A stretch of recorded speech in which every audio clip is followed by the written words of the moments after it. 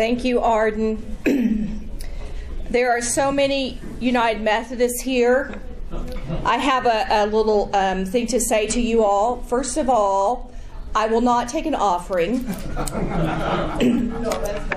if you will be in church on Sunday, because this doesn't count for that. So Arden asked me to talk a little bit about myself and about going from teaching in a higher institute of higher education to pastoring, and maybe a little bit about being a woman in ministry. I have known since I was about 13, 14 that I was going to be a minister.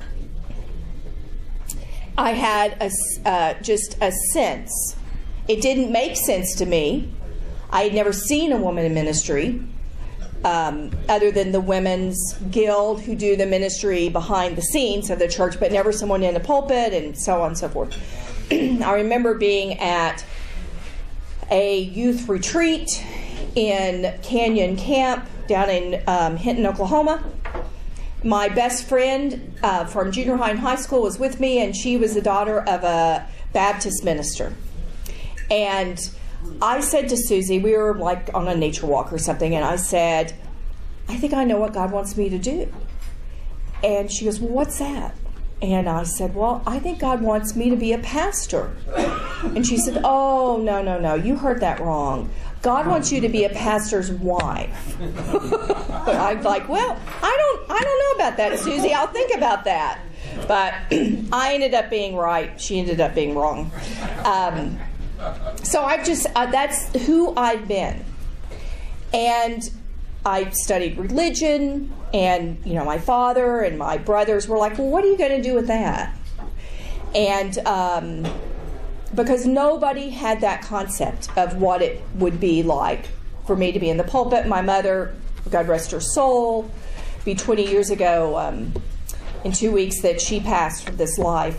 But she's like, you know, well, you can get in the pulpit when I'm, 6 feet under, So not a whole lot of family support, which turned around much later.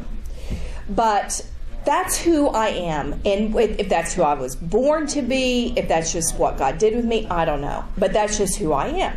So when I went to school to do this degree to study worship, because I wanted to know more about it, but I also wanted to be able to teach it and help people who are in ministry and going into ministry, I never left that behind.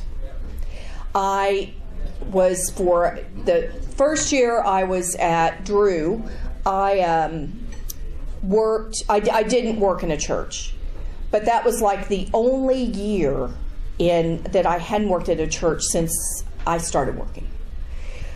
And the next year I took a little church, Herdtown United Methodist Church in Lake Apatcong, New Jersey. Lake Apatcong is a beautiful area where there are lots of little lakes that's far away from what you think of as New Jersey, which is Newark and Jersey City. It's a beautiful place close to the Poconos of Pennsylvania. So I pastored there while I worked on this degree, and ended up being at that church for a little over 8 years. And it was a wonderful ministry. But so that was always a part of who I was. Then when I took the job at Wesley, I didn't know how that part of me would get lived out.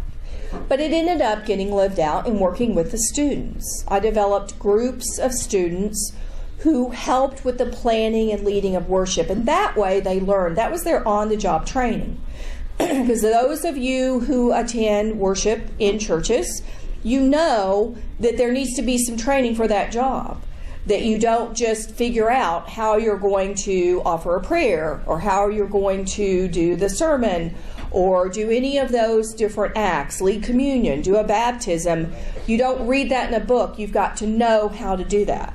So that's what I taught, was young adults primarily, though some were a second career, how to lead worship and even why we worship. And I enjoyed it immensely. But a few years ago, I was at a place where I needed to either, kind of dig in and move further into an academic career, or I knew I could turn and would have a nice season for pastoring again. And Henry and I, he was working in Florida, which is our home. I was commuting back and forth from Washington, D.C. to Florida. And I just had this calling once again to be in the pastorate. I'd never left that behind. And the other thing I saw in teaching is that I had a choice of where I was going to be in the life of the church. I could either be with those who are learning how to lead the church, or I could be in the church helping God's people do what they were supposed to do. And let me just say this, that I don't hear as much about this as I did, certainly in the seminary or even on the East Coast, but the church in general is in a crisis, and maybe you're aware of that. Now, I'm not talking just about the fact that most of our churches have older people, and the older people are dying off and all of that. That's part of it. But the issue is that faith doesn't mean today what it did 25, 40, 50 years ago. There are a lot of questions in the lives of young adults because of the advancements in our society, technologically, environmentally, all those kind of advancements. I would say there's more distractions. And in many ways, I think we are entering an era where we are much closer to the early church than we ever have been. Because everybody doesn't go to church. We can't expect people to just raise their kids in the church like their grandparents do. There's probably a lot more of that happening here in Alva and in Oklahoma than other places. So my point is that I think it's an exciting time, because then people of faith have to think about, well, what does this really mean for me? And how am I going to live this out? Instead of doing it out of obligation or out of loyalty. I think it has a chance to mean more to us and for us to do more than maybe we've ever done before. Because at the same time that the church has somewhat of an identity crisis and also a publicity issue because of all the kinds of abuse that have gone on, which isn't new for our time. You can follow that kind of thing in history. But at the same time, the world is in such crisis with the amount of poverty, the need for people to care for children. I met with someone last week, and I don't know if you know this, and none of you may be in the game to be doing this, but we are in a dire need for foster parents and for people who can just be an emergency place for 48 hours.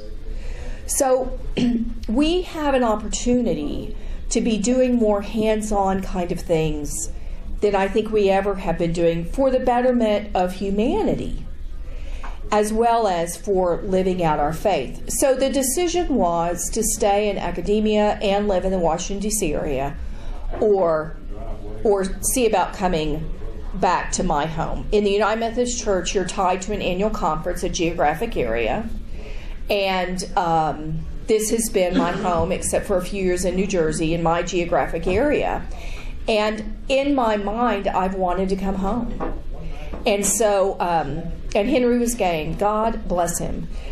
He was game. His dad and he were ready to sell the business, which they're working on getting it sold. And he wanted a different start. And so we traveled west in December. So that, I think, is in a nutshell is why I made that transition, is because I decided to be in the church's camp rather than in the academic camp. I value higher education. It's very important. And if those who are training in seminaries do not pay attention to what the church needs, then they're not going to get the job done. And my concern is what the church needs more than writing a book that's going to be on a shelf somewhere that's going to be just for the academy. That's not who I am. That's not who I ever will be. A little bit about being a clergywoman. The first appointment I had in Tahlequah as the associate at the church and the Wesley Foundation director at Northeastern State University. The church, much like the Methodist Church here, but a much smaller parsonage. The parsonage for the associate was right next to the church, and you know how you figure out what the parsonage is? Which one the parsonage is? You look for what brick matches. So if you ever need to find a parsonage, not that you ever will, but if you ever need to find a parsonage, you just look and see what brick matches in the area, and you probably are going to find one.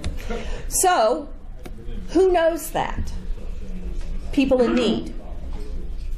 So, I just moved in. I hadn't spent the night there. And there is a gentleman at the door. I need to see the pastor. Well, I'm the pastor. You are? Yes, sir, I am. Now, I didn't feel like a pastor. I was 25 years old, maybe 24, right out of seminary, full of all kinds of ideas, but I didn't know what I was going to do with this guy who needed help.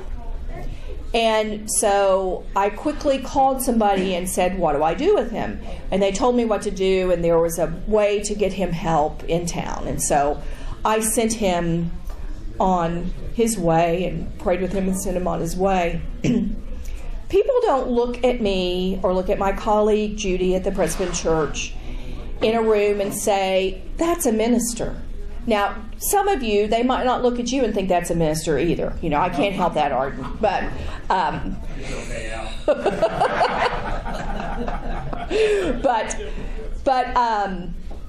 that's just the way it is. And that's the way it's going to be.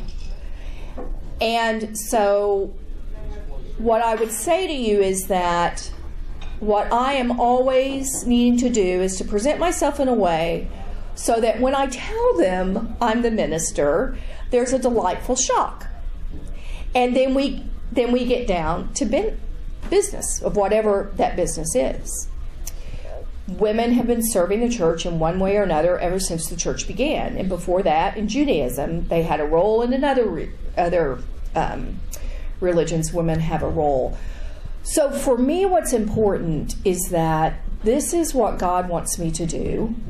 There have been times I've tried to do other things, and I had a seminary president one time that every entering class, he would say, if you can go do anything else, go.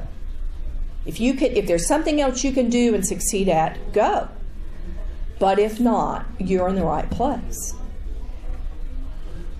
I will add one thing to that. Yes, sir. I've heard that from my dad's a retired minister. Okay. If you can do anything else and be happy. Oh, yes, exactly. That's true. Then you're not supposed to do anything. That's true. So that's who I am and how I end up coming to Alva. And we are delighted to be here. Of course, we miss our family in Florida and so on and so forth, and we're getting used to the wind. I'm getting used to it again. Henry's adjusting very well.